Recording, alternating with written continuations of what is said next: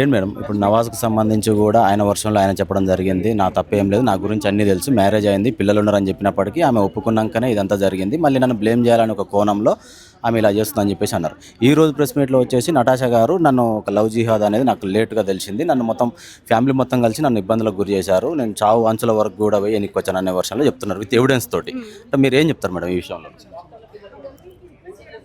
యాక్చువల్గా ఆ ట్రాప్లో ఉన్నంత వరకు తనకేం తెలియలేదు. వన్స్ తను సపరేట్ అయినాక అప్పుడు అర్థమైంది అమ్మాయికి నేను నన్ను ట్రాప్ చేశారు అన్న తనకు అప్పుడు రియాక్ట్ అవుతుంది. అప్పటి నుంచి స్టార్ట్ అయింది తను. సో తనకు అప్పుడు అర్థమైంది నేను ట్రాప్లో పడ్డాను, అన్నీ పోగొట్టుకున్నాక మనీ వెల్త్ అన్నీ పోగొట్టుకున్నాక అప్పుడు అర్థమైంది నేను ఏం పోగొట్టుకున్నా. ఈవెన్ వాళ్ళ మదర్ కూడా తెలియదు. ఆ ఒంటి మీద నుంచి నగలు ఇచ్చేసింది, మాట్లాడుతూ నగలు ఇచ్చినాక ఈవెన్ థర్డ్ డేకి తెలిసింది నేను మా ఫాదర్ ఇచ్చిన బ్యాంగిల్స్ ఇవన్నీ ఇచ్చేసాను వాడికి అని. అంటే వాళ్ళు ఎంత ఇన్నోసెంట్ అంటే నేను అబ్జర్వ్ చేసిన దాంట్లో ఒక వీక్ ఫ్యామిలీని ట్రాప్ చేస్తున్నారు ఇలాంటి వాళ్ళు, ఈ జిహాదీస్ అనేవాళ్ళు. సో అంటే ఫ్యామిలీ బ్యాక్గ్రౌండ్ సరిగా లేకుండా మనీ బాగా ఉండిన అట్లాంటి ఫ్యామిలీస్ని ట్రాప్ చేస్తున్నారు మోస్ట్లీ. అంటే తన వర్షన్ ఆల్రెడీ చెప్పడం జరిగింది కదా మేడం, అంటే నాకు ఆల్రెడీ పెళ్ళి అయింది, పిల్లలు ఉన్నారని చెప్పినప్పటికే ఒప్పుకున్నారు నవాజ్ అనే పర్సన్ చెప్పడం జరిగింది కదా మేడం, దీనికి ఏం చెప్తారు మేడం? అదే కదా తను ఒప్పుకోవడం కరెక్ట్ కాదంటారా? ఈ నిజం తెలిసిన తర్వాతనే ఈ నటాషా గారు ఒప్పుకున్నారు అనేది నిజం కాదంటారా? ప్రూఫ్ చూపించాం కదా బెంగళూరు పోలీస్ స్టేషన్లో, అక్కడ మిస్సింగ్ అని పెట్టినప్పుడే చెప్పిండు నతాషాకి అసలు నేనేం చెప్పలేదు, నేను బ్యాచులర్ అనే చెప్పి వచ్చాను, నేను నాకు పెళ్లి అయింది, పిల్లలు ఉన్నారని ఏం చెప్పలేదని రాసాను కదా, రిటర్న్ నోట్లో రాసాడు కూడా, మీకు అది ఎవిడెన్స్గా చూపించాం కదా. అంటే ఇప్పుడు వీళ్ళకు ఎప్పుడైతే మిస్సింగ్ అనేది తను వదిలేసి వెళ్ళిపోయాడో, తర్వాత ఈమెకు సంబంధించిన నగలు కూడా ఎప్పుడైతే ఇవ్వడం జరిగిందో, అతను ఎప్పుడైతే అప్ స్కాన్లో అయ్యాడో తర్వాత నిజాలు తెలిసాయని ఎట్లా చూడొచ్చు మేడం? కొన్ని కేసెస్ ఎట్లా ఉంటాయంటే మనము కాన్షియస్లో ఉన్నంత వరకు ఏం చేస్తున్నామా అనేటిది అర్థం కాదు. కొన్ని అన్కాన్షియస్లో కూడా చేస్తాం మనం. అన్కాన్షియస్లో జరిగేది కాన్షియస్లోకి వచ్చినాక జరుగుతుంది. అంటే అది ఇవన్నీ జరిగినాయి కదా మనకి అని కాన్షియస్లోకి అప్పుడు మనకు అర్థమైంది. సో తనకు కూడా అలానే.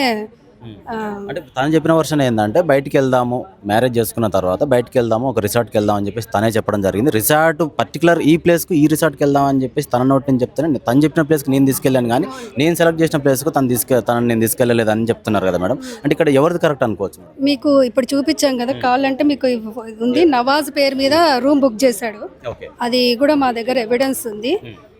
మొత్తం ఫాల్స్ స్టేట్మెంట్ ఇచ్చాడు, ఒక అమ్మాయిని ఏ రకంగా ఇవ్వద్దో ఆ రకంగా చూపించాడు.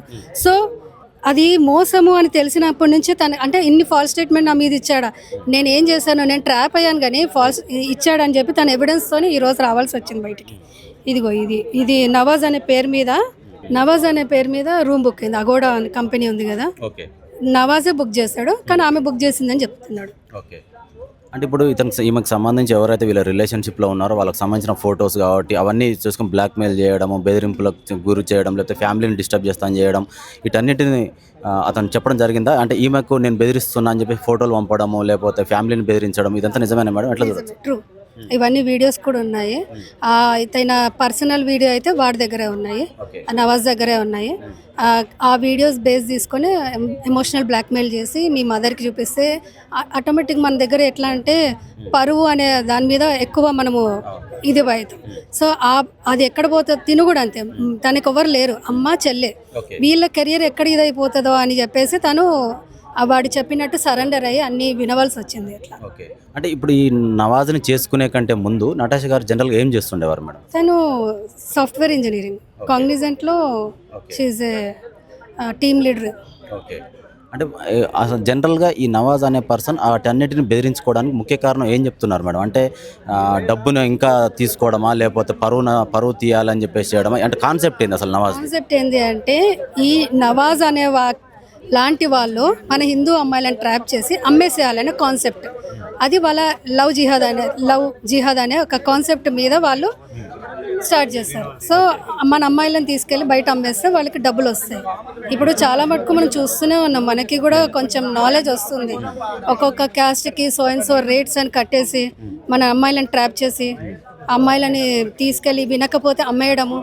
మనకి బెస్ట్ ఎగ్జాంపుల్ కేరళ స్టోరీస్, ఇవన్నీ ఉట్టి ఫ్రిక్షన్స్ కావు కదా, ఇవన్నీ రియల్వే కదా.